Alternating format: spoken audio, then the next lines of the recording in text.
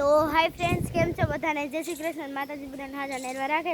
તો અટાણે હું બાયણે આવી ગઈ છું અને મારા પપ્પા આજે ગયા છે જુનાગઢ ગયા છે. તેને કંઈક કામ હતું એટલે જુનાગઢ ગયા છે મારા પપ્પા. અને અમે અટાણે અહીંયા 3 માદી કરવી છીએ અને ગોવાળ આવ્યો તો એ પણ અટાણે વયો ગયો, કેમ કે તે 6 વાગે આવે, 4 વાગે આવે ને 6 વાગે વયો જાય. તો એવું છે કાંઈક. અને દીદી શું કરે છે હું તમને દેખાડું. તેની કંઈક કરે છે, હું તમને હમણાં દેખાડું.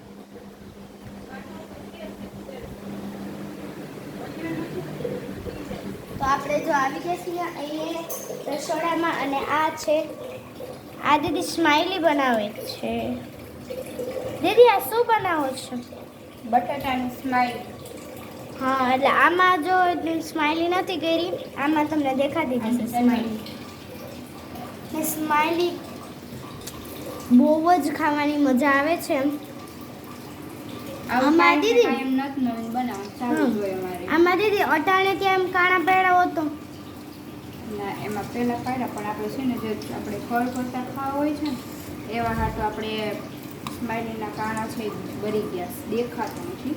હા, તો જો આ ઘાણું ચડે છે અને આપણે સોસ સાથે ખાવાની બહુ મજા આવે. હા, અને આપણે સોસ સાથે ખાવાની મજા આવે. જો આમાં દેખાય છે સ્માઈલી. જો તો આપણે અટાણે ટ્રાય કરી સ્માઈલી, તો બહુ જ બ્યુટીફુલ થઈ છે. પેટ ફ્લોમાં આખું ભરાઈ ગયું. કેમ કે સાફ કરવાની જ હતી. બહુ પછી સાફ કરવાનું પણ સાફ કરવા અને દૂધ ભરવાનું પણ બાકી છે આપણે. ને આપણા ભાઈને રોવાનું ચાલુ થઈ ગયું. દાદા ફૂલ નિંદરમાં છે એટલે હું તમને દેખાતી નથી, પણ તે ઉઠી જશે ને ત્યારે હું જરૂરથી વ્લોગ ઉતારીશ. પણ હા, તમારે જો મારા ભાઈના વ્લોગ તો આવતા જ હશે. ક્રિષ્ના, કેમ કે તેને છે ને હરરોજ અમે ત્યાર કરીએ ને ત્યારે છે ને અમે શોર્ટ્સમાં ઉતારી લઈએ છીએ યુટ્યુબમાં. ને હાલો રાવણા ખાવા હોય તો રાવણા ખેરા હતા, ખાટલા નીચે રાખ્યો તો ત્યાં પવન છે તો રાવણો ખેરો તો હાલો ખાઈ લઈએ.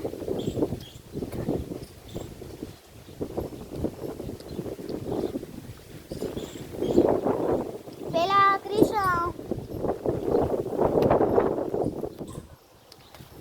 મોટર ટ્રેક્ટરમાં આવી ગઈ છું. જ્યારે ક્રિશ પેટમાં હતો ને ત્યારે છે ને રાવણા બહુ જ ખાધા. હવે નથી. હવે કેમ કે કોઈ ઉપર ચડે નહીં, ત્યારે તો મમ્મી ચડતા ઉપર, તો હવે તો ચડે નહીં મમ્મી. તે હવે એમની ખાટલો રાખ દે અને ચડ હોય ને આવી ચડ હોય ને એનાથી અમે એને ખાટલો નીચે રાખીને પછી એનાથી અમે ઉતારી લઈએ. તો 2 રાવણા આપણે પાક્કા જોયા, કાચા જ છે.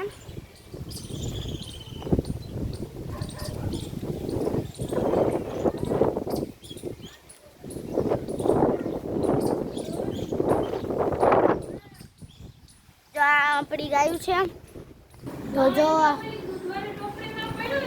તો જો આપણે આ સ્માઈલી હારે આપણે દહીં પણ ખાઈ શકીએ અને સોસ પણ ખાઈ શકીએ. અને દીદી જો દહીં લેવા ગઈ છે અટાણે ફ્રીજમાં, તો એ દહીં લઈ લે.